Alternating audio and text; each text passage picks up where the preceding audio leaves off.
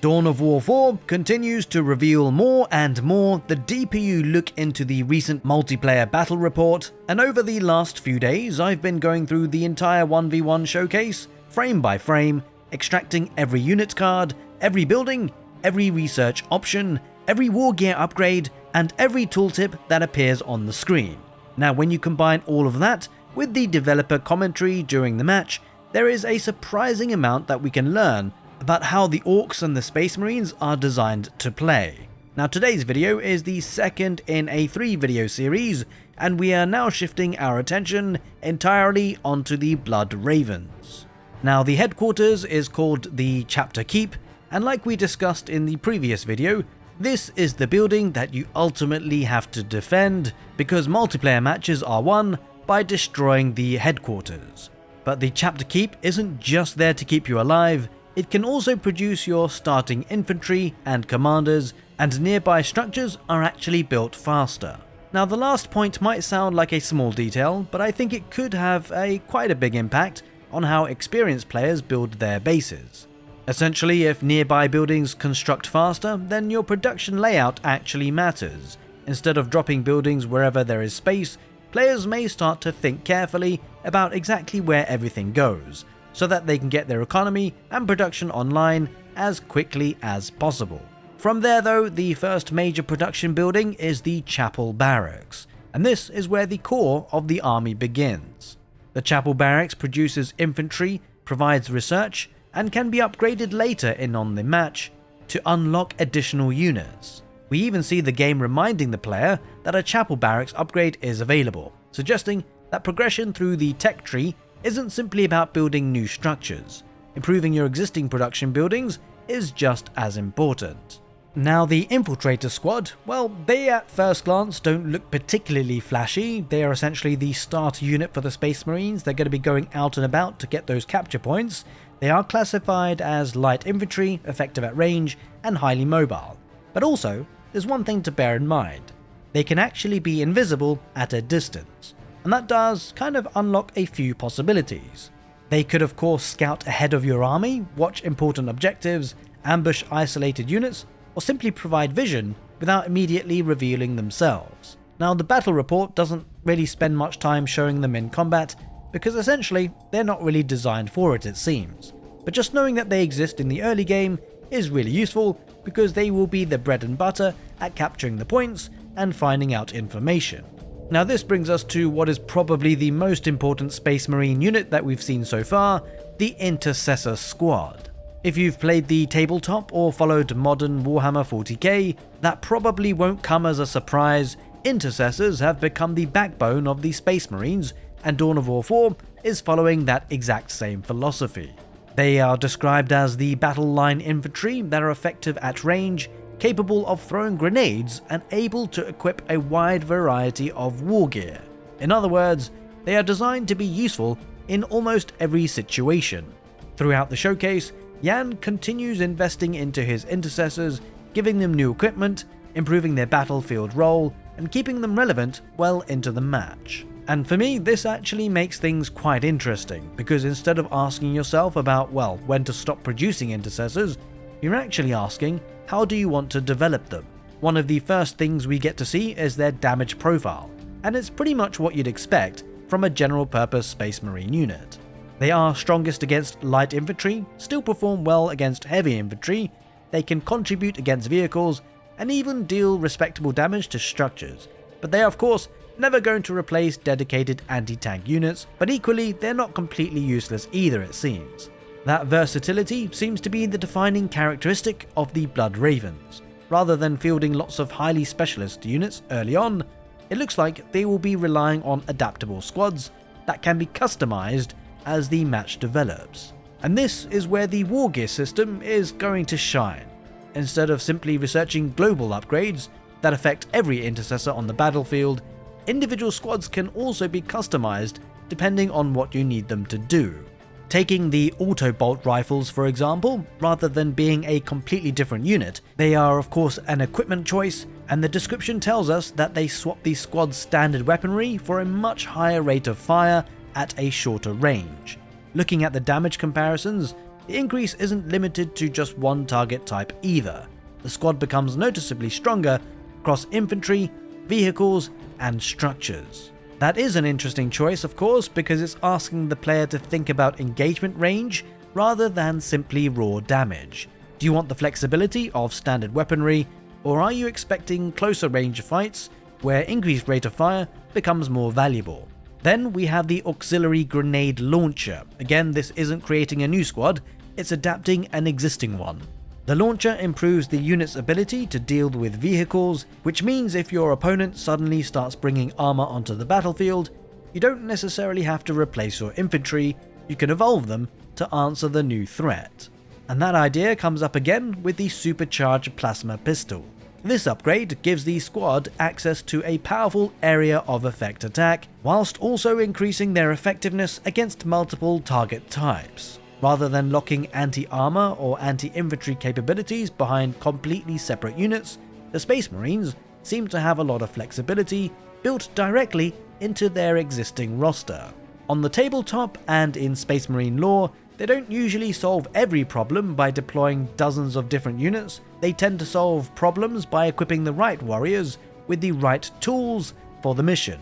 And that's exactly what seems to be happening with Dawn of War 4. Now this same philosophy seems to continue when we move over to the Assault Intercessors. As the name suggests, these are your close combat specialists. They are designed to get into melee quickly and excel against infantry, but once again, they are not locked into a single role. One of the first upgrades we see is jump packs. Now jump packs obviously aren't new to Dawn of War players, but seeing them implemented in this way is really interesting because they are handled as a wargear option rather than a completely separate unit. Instead of building Assault Marines from scratch, you can equip Assault Intercessors with jump packs, unlocking the Jump Pack Assault ability. This will let the squad leap over obstacles, ignore terrain, and slam directly into the enemy positions, damaging anything where they land.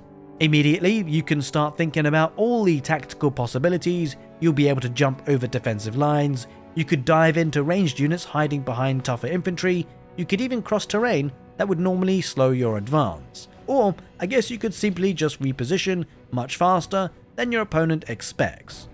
Mobility like that is incredibly valuable for an elite army that usually has fewer units on the battlefield. Now the weapon upgrades push that flexibility even further. Power Sword and Hand Flamer turns the squad into an even stronger anti-infantry option.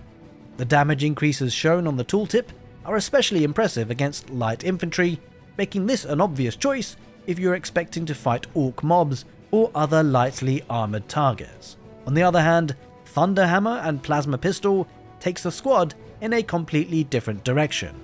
Instead of focusing on infantry, it improves their ability to deal with vehicles while also granting access to the Supercharged Plasma Pistol ability. Again, it's another example of the same design philosophy. King Art Games isn't forcing you to replace one unit with another every few minutes, they're actually encouraging you to adapt the units that you already have. Now that of course will create much more meaningful decisions because you are investing in squads that have already had experience, veterancy, and battlefield history instead of just constantly throwing them away for newer options. The more I watched this battle report, the more I realized that is probably the defining feature of the Space Marines. They clearly aren't a faction that wins through overwhelming numbers, they are a faction that grows stronger by refining the quality of the army that they already have. Every upgrade feels deliberate, every piece of wargear changes the role of the squad. Essentially, by the time the early game is over, I suspect that two Space Marine armies might contain many of the same units on paper, but depending on how each player has equipped them, they could actually play very differently. And that is before we even start talking about the heavier infantry, specialist anti-armor squads, vehicles, or commanders, because those open up another level of tactical depth entirely. As we saw the match starting to move into the mid-game, the Blood Ravens begin unlocking some of their more specialist units. The early game looked like it was all about flexible units like Intercessors that could be adapted with different wargear, but as your economy grows and your tech tree expands, it's clear that the Space Marines start adding squads that are designed to excel at very specific jobs. And the first of those is the Bladeguard Veterans squad. Now I have to say that these guys stand out immediately as one of the toughest infantry units we've seen so far. They are described as heavy infantry and that are effective in melee, good against most targets, and highly durable. And I suspect that last point is really their defining feature. They clearly aren't going to be sprinting around the battlefield looking for isolated enemies. I suspect that they will be the kind of unit you push into the center of the fight and trust to hold the line when everything else works around them. From a tactical point of view, they make a lot of sense. While your Intercessors provide ranged fire and your Assault Intercessors are jumping into key targets, somebody still has to stand in the middle of the battlefield and stop the enemy simply running over your gun line. The Blade Guards look like they are designed for exactly that role. On the opposite end of the spectrum though, we have the Eradicator squad. These guys look like pure specialists. They are described as anti-armor infantry, effective at range, excellent against vehicles, and strong against structures. So unlike Intercessors, these guys aren't trying to do a little bit of everything. Their entire purpose is essentially to answer heavy armor. Now that becomes really important once you start looking at what the orcs can actually field. Later on in the battle report, we saw gun wagons, death dreads, and eventually even Gorkanauts appearing on the battlefield. If the Space Marines didn't have dedicated anti-tank units, they'd probably really struggle to deal with those threats. Instead though, Eradicators look like the answer. Because they are specialists, I imagine they'll also become high priority targets.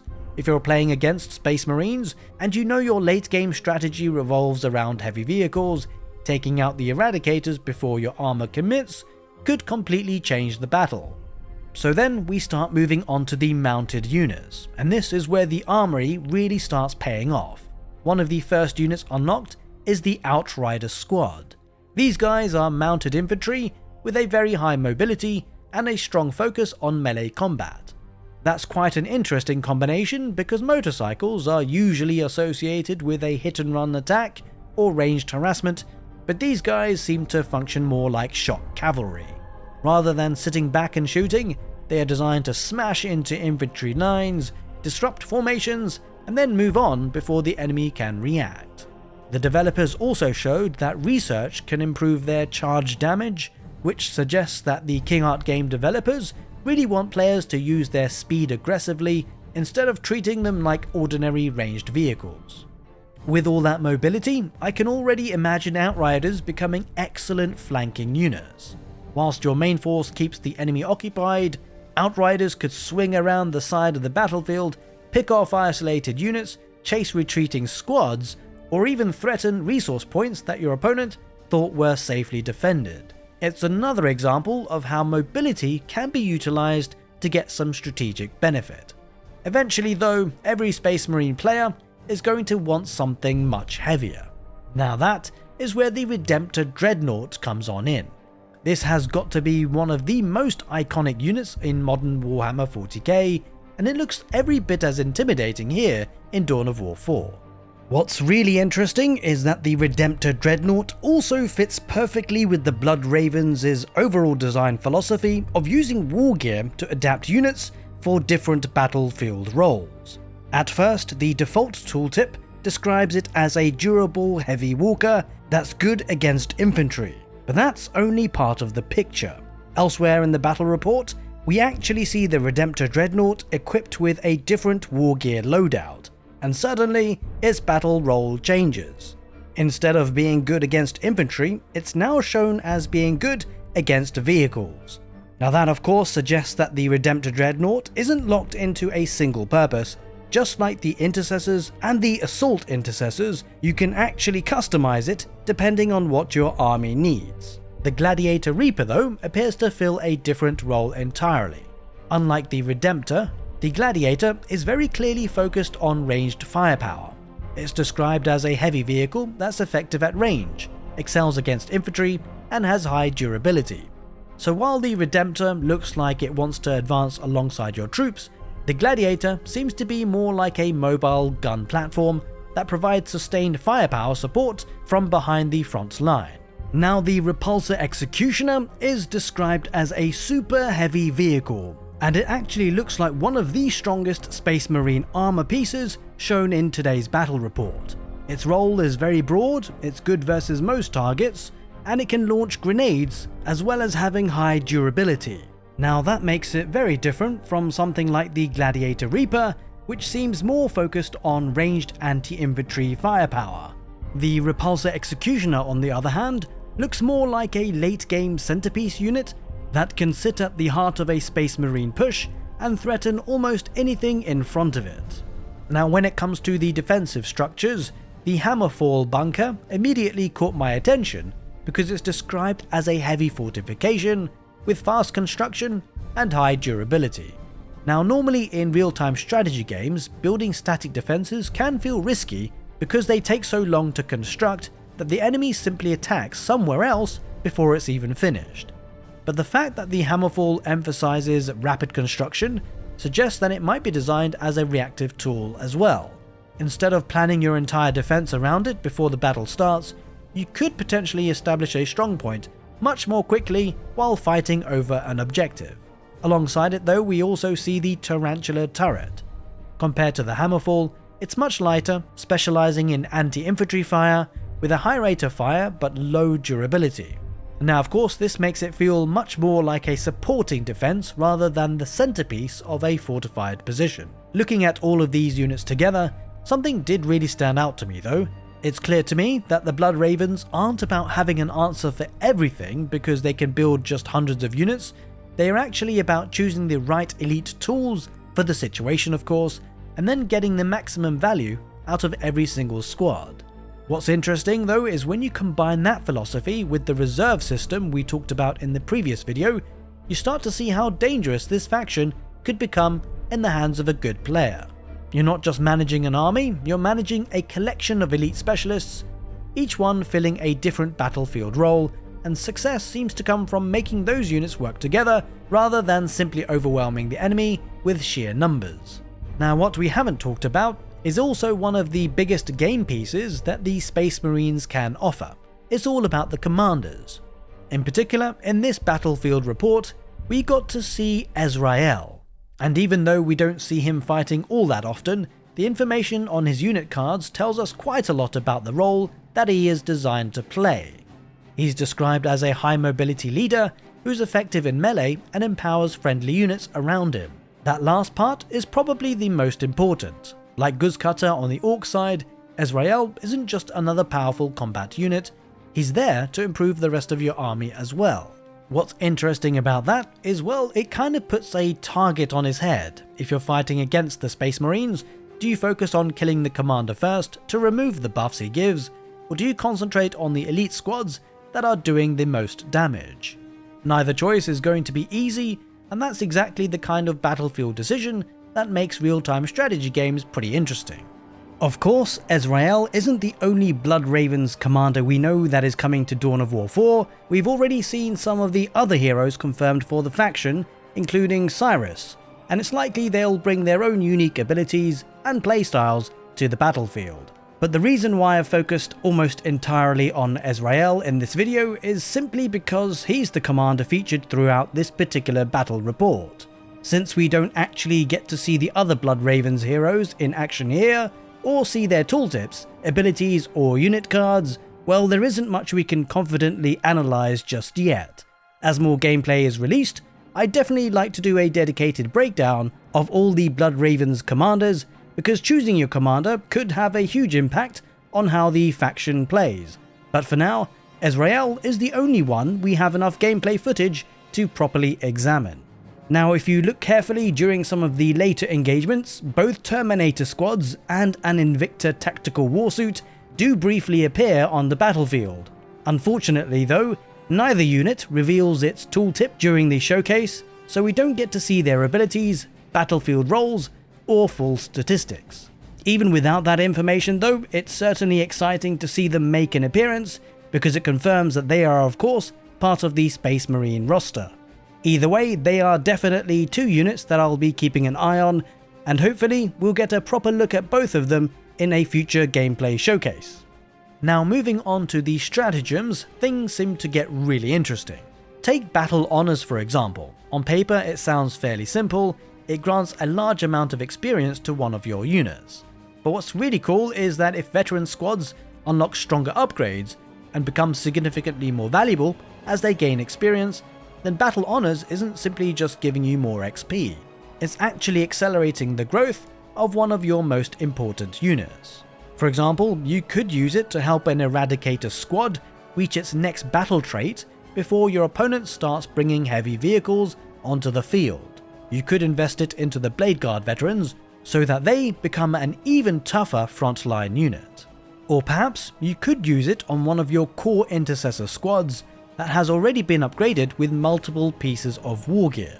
There's probably dozens of different ways that players will choose to use it, and that's exactly what makes good abilities interesting.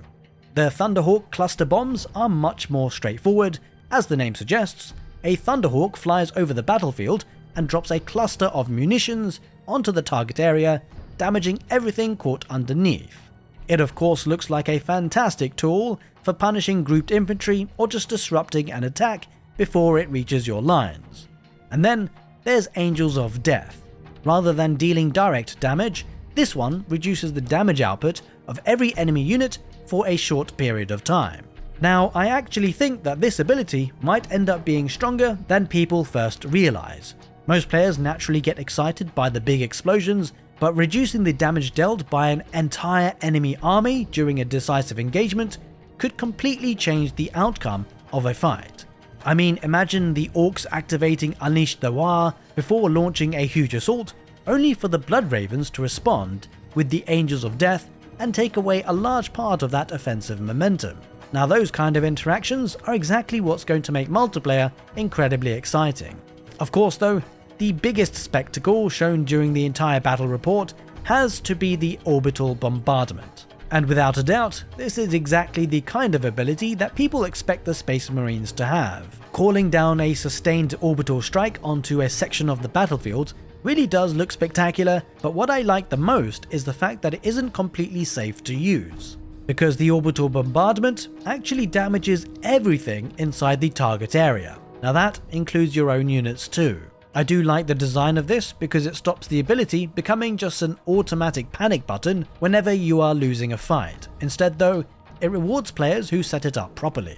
Now the research options for the Space Marines certainly are interesting as well. Bear in mind we talked in the last video how the research options only cost you time. No resources cost involved, and so really it's about the order that you get the research options. One upgrade increases the maximum health of all the vehicles and defensive structures, making your late game armor even more difficult to destroy. Another one, for example, improves the charge damage of Outrider squads, encouraging aggressive flanking attacks. Now of course, none of these upgrades completely transform the faction overnight. In fact, they seem to refine the strengths that you already have. Now with all that said and done, it's also worth mentioning how different Space Marines feels compared to the Orcs. After spending much time analysing both factions, the Orcs do want to overwhelm you, but they also want to spread across the map. They want to generate war, build forward positions, reinforce constantly, and eventually drown you under the wave of increasingly powerful units. The Blood Ravens do feel like the opposite. Every squad matters, every engagement matters, and you invest into elite units. Protect their veterancy, and choose exactly how they are equipped, and wait for the perfect moment to commit them. They are a lot more customizable, and so your decisions will really matter. With the Space Marines in particular, it looks like there's a lot of responsibility placed on the player to really make the right choices, and personally, I really like that. And by the end of the battle report, I wasn't just thinking that the Space Marines looked strong, I was just thinking they looked like Space Marines. Every mechanic, every unit, every ability reinforces the fantasy of a small but incredibly capable strike force that wins battles through discipline, coordination, and perfectly timed force projection rather than sheer numbers.